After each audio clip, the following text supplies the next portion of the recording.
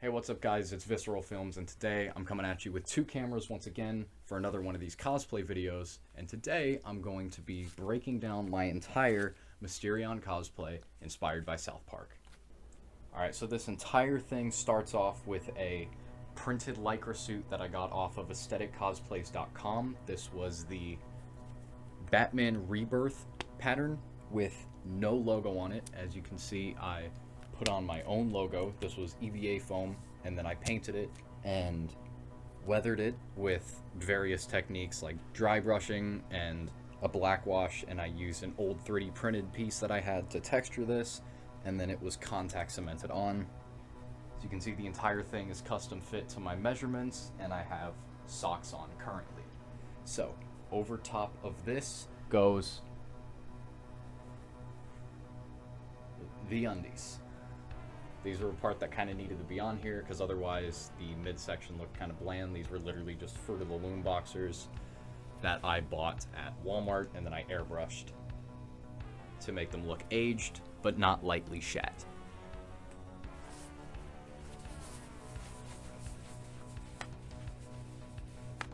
There we go. Now next up are the boots. These were $20 from Walmart. These were rain boots that I kid you not, I got these for 20 bucks over at Walmart. I did heavy weathering to these to make them look very aged. I cut a significant chunk of rubber off of the top to give it a cool, real looking kind of sleek shape.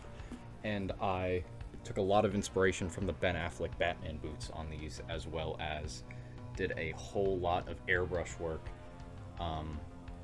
and sponge painted on red. These are originally completely black, and now obviously they are not. This is acrylic paint down here. This is sponge painted maroon, and then airbrush over that. So these just go on.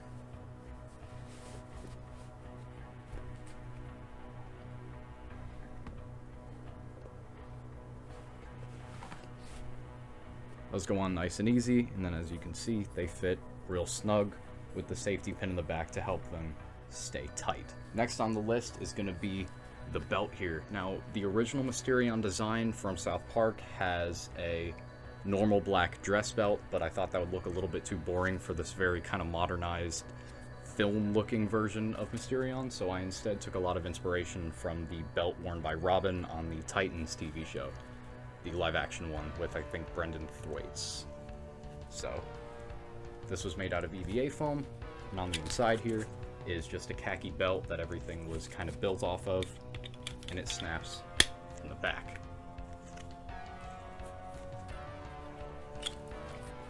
And that just goes on real nice, like that. Next up are the gauntlets. These were also made out of EVA foam, as is most of the custom pieces on this build. Guess I'll use this one. I made these completely from scratch. I pulled a pattern off of a mannequin that had similar sized forearms to my own, and then I used a stone and heat gun technique to push and sculpt out muscles that I then airbrushed in brown, like a really light brown, to make it look, give it like heavier muscle definition. It is a magnet and Velcro closure. It closes with Velcro, and then a magnet hides the seam. And then only on this one, I googled how many times Kenny, like canonically, had died, and I carved tally marks into it as if every time he died and came back, he made one tally mark on the piece here. So those are the gauntlets, and they go on real nice and easy.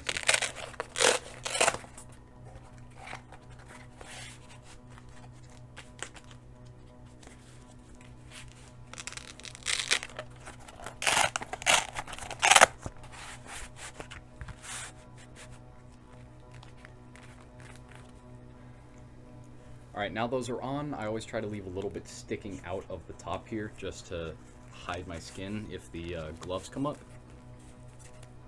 So, next up on the list is going to be the cape. Now, this is quite large and quite weathered. I'll show up the weathering a little bit more on the close-up camera, but I ordered this cape off of Amazon, actually. This was only $25, I think. It's like a velvety material. And I did heavy weathering to make this look a lot less cheap. As you can see, there are a lot of holes in the inside of this. I frayed the bottom up a lot. You can see there.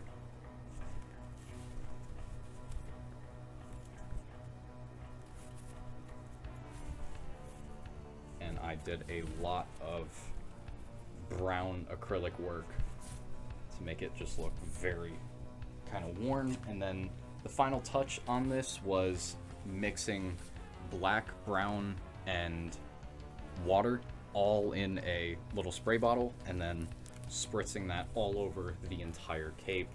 There's the hood, and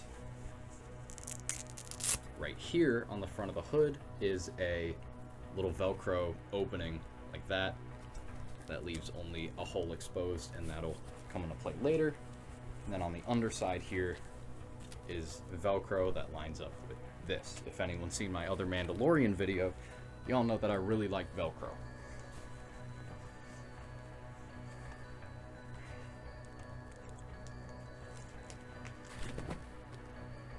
There we go. Now that's on. So, I'm going to show off the gloves before I put on the helmet, even though that's not the order I put things on in, just for drama's sake. So, these are the gloves. I got these off of Amazon, per most of the rest of the pieces of the suit. These were a lot more of a muted green color when I got them. I actually just rubbed these with a lot of green acrylic paint that I mixed to the same color as the gauntlets, and then I used oil paints to add blood along the knuckles that I had sanded, and then inside here I put a lot of brown oil paints.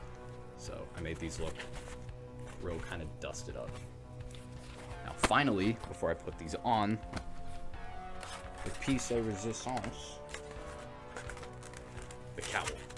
So this was made out of EVA foam, per, as I said, most of the handmade parts of this build. I sculpted in a lot of eyebrow and eyebrow kind of scrunching definition up here, and I put a chin strap on the bottom so this fits really nicely to my head. This was a pattern I actually modified from my Iron Man Mark I helmet. Just did a lot of work to that. There are white lenses on the inside of here. Those attach with Velcro, and they are completely removable. The Velcro is just above the brow line. And then finally, a little question mark here. This is attached with a piece of pen casing that goes inside of the helmet, and there's a little brick of foam on the inside of here keeping it from hitting my head. That is glued into place, and then the question mark itself was a 3D printed full solid plastic question mark that I then finished and vacuum formed over.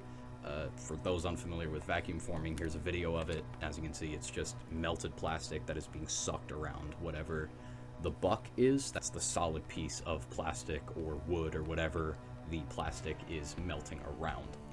And then I line the inside of it with eel wire, which goes out of the back and into this battery pack so that it lights up. This looks really cool in the dark. But without further ado, I'm going to get this on my head.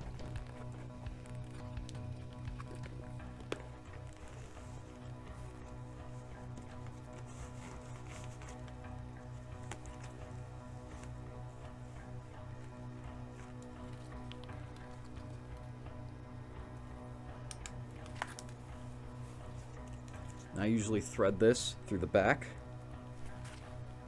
and then hook it onto the back of the belt. Then that hole that is in the hood comes back into play. It opens like that and then goes around this, and it fastens right there.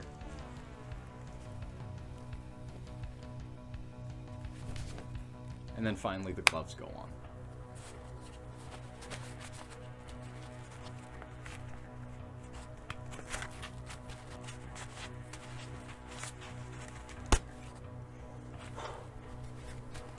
There you have it, guys. That is my complete Mysterion cosplay. This was heavily inspired by my own artistic license, as well as the few episodes of South Park that he actually shows up in.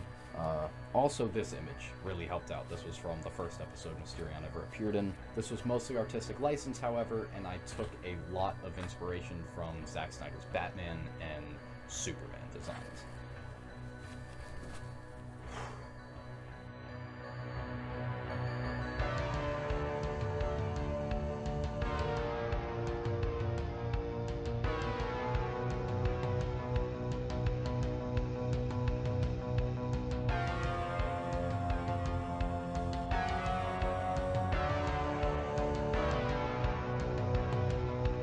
Now that that entire thing's complete, I really hope you guys enjoyed the video. This was really fun to make, and let me know if you want me to make videos like these for the Boba Fett and Punisher suits that I've made recently. I just haven't covered them on the channel.